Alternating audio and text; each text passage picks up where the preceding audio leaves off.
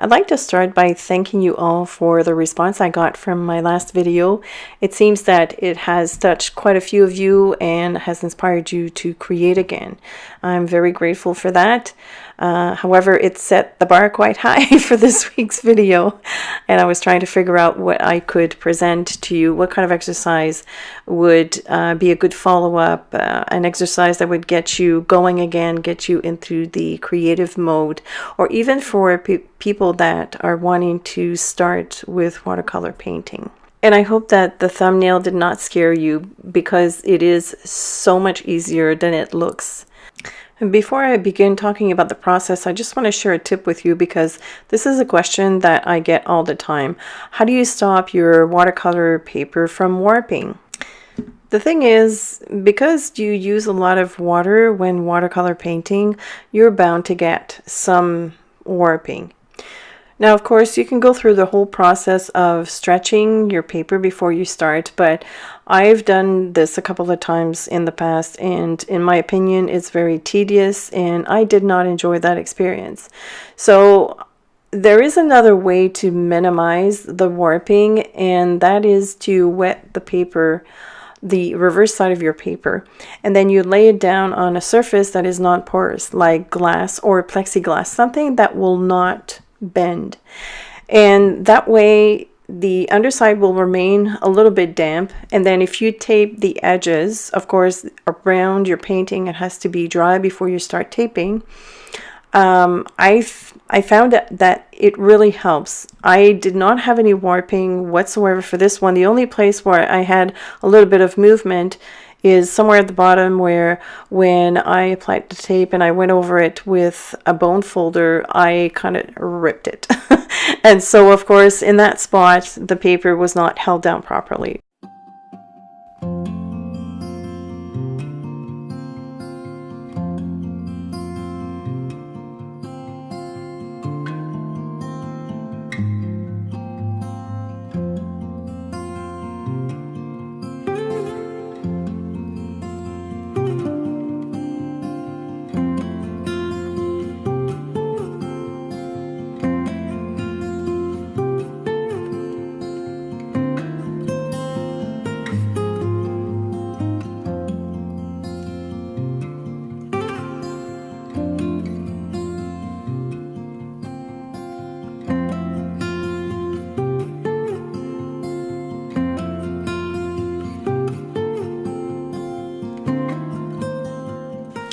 If you've been following me for a while, you know that I usually work intuitively, meaning that I never know what the outcome will be when I started painting.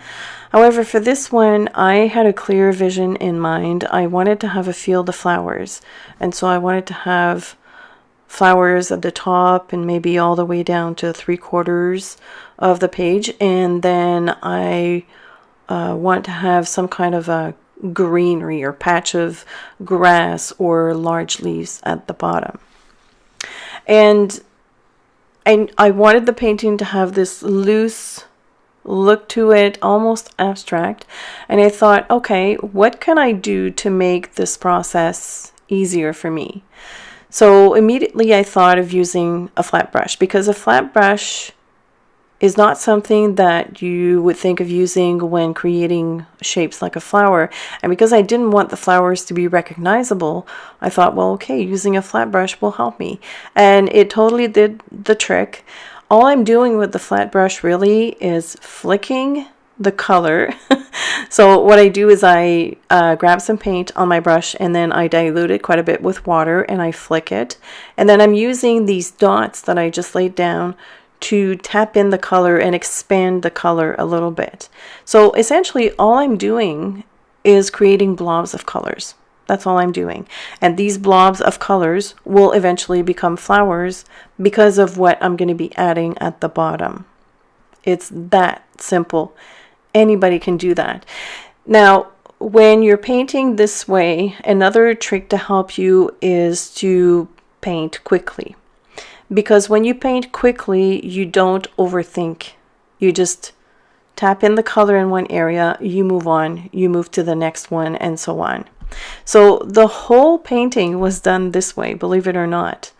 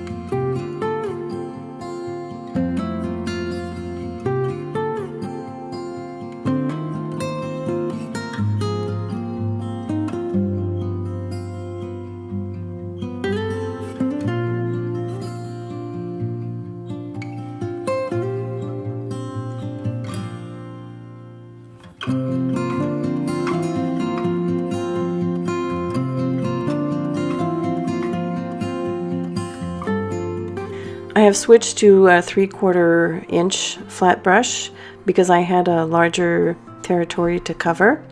And I'm using kind of like a crisscrossing movement this time around as opposed to tapping in the color. And that gives that effect, the beautiful effect of either leaves or tall grass. I'm also going to flick the color.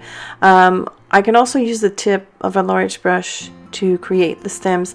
And the stems, again, I'm working very, very fast. Not all of them will make sense, but what you want to give to this painting is the idea of a field of flowers. It doesn't have to be complete, or it's just representational. It's not realistic. And so again, don't overthink it. Just act quickly and drop in some colors like I'm doing right now with this green gold. They don't necessarily look like leaves. They're just blobs of green, but it gives you the impression that there are leaves around the flowers. I made quite an interesting discovery. The green gold, I had noticed previously that it's a color that runs very, very fast towards water. It spreads very quickly, but it also repels darker colors, which is quite amazing because I was left with almost this like a negative painting effect, which was pretty cool. So when I dropped it in the darker green, that's what happened. Oh, here I'm highlighting the fact that I actually tore through the tape, and you'll see that the paper has warped there, and that's the only place where I had warping. So that was pretty good. That trick of wetting the reverse side of the paper totally works. So I've let everything dry. And then once everything was dry, I went back in with more intensified color. And I'm just, again, tapping in some of the colors inside these shapes that I previously created. But I'm not going to cover the whole shape. I'm just dropping in the color kind of like in the middle.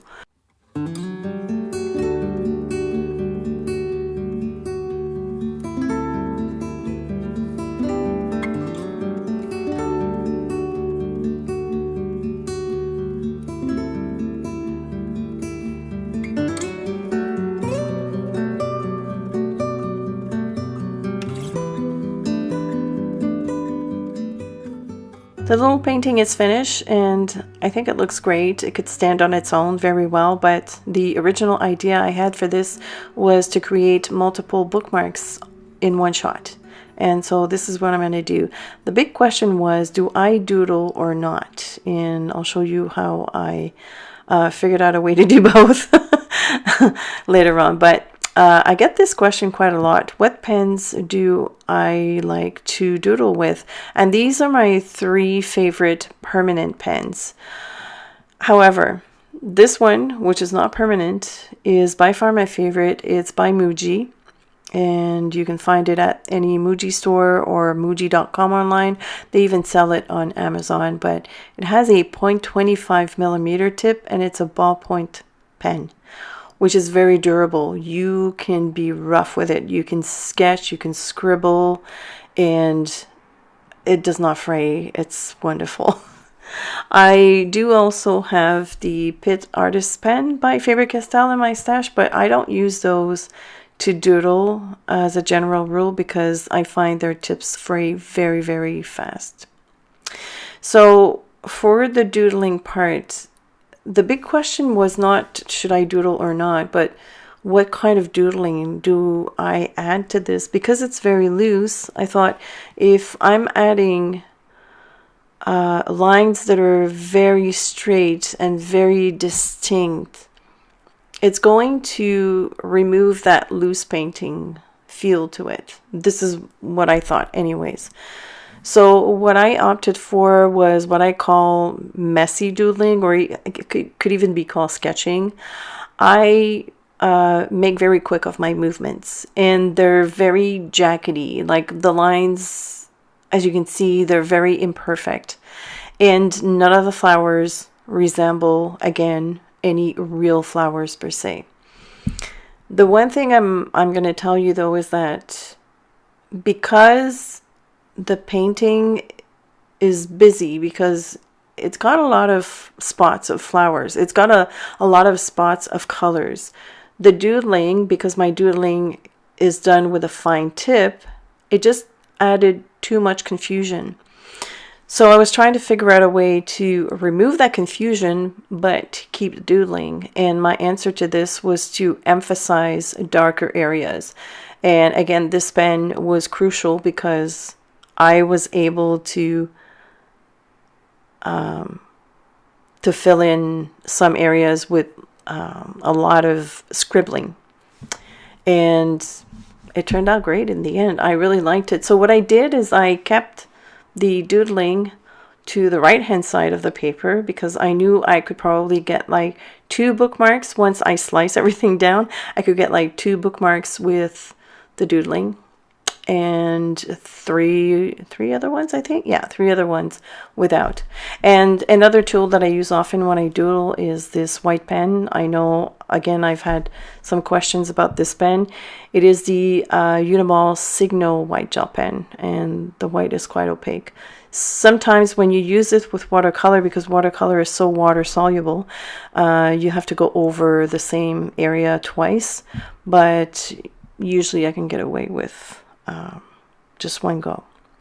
And so this is what I'm talking about when I say that I've darkened some areas. I just go over the doodle lines, especially where some lines are intersecting, or if I have 2 or 3 flowers right up against each other, I will make sure that I have maybe like a spot of black in between them. And that, I think, did the trick.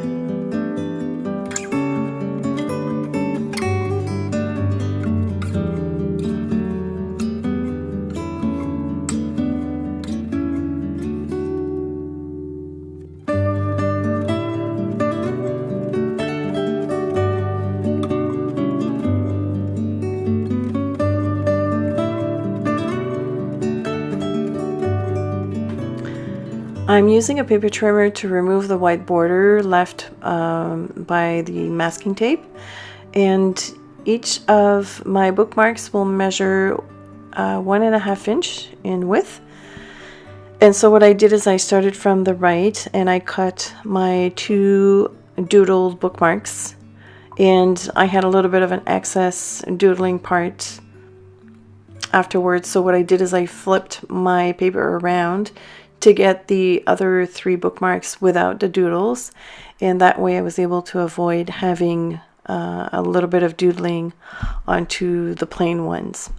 And so I was just left with a little extra strip down the middle, which was fine by me. I didn't use it.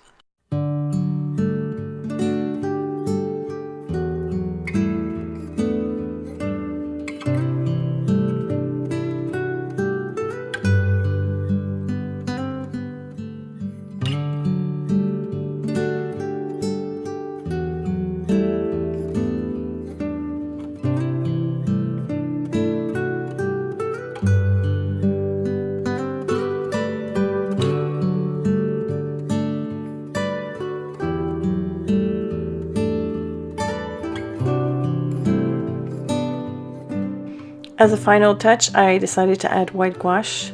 So I'm flicking some of that color at the bottom. I've also added a little bit of gouache in the center of the flowers on the non-doodled bookmarks. And here they all are. I'm very curious to know which ones you like the best, the doodled ones or the non-doodled ones, and also which ones do you think I like the best, because I have a favorite. Here's another set that I did afterwards. I was trying to experiment with different colors. On these ones I have dots of gold. Unfortunately my video camera does not render the colors really well, so you'll see the true colors in the photos in just a few seconds. But yeah, that's it. I do hope that you're going to give this a try. It is so simple, guys. Don't overthink it. Act quickly. Do lots of them. Have fun. Keep them as a painting if you want. You don't have to make bookmarks. You can make card fronts, but I love bookmarks. I still read books. Do you? I do. Thanks so much for watching. Thank you, my awesome patrons, for supporting my art over at Patreon. They're the ones that allow me to create free content here on YouTube. So a big round of applause to them. Thanks so much for watching, and I will see you soon.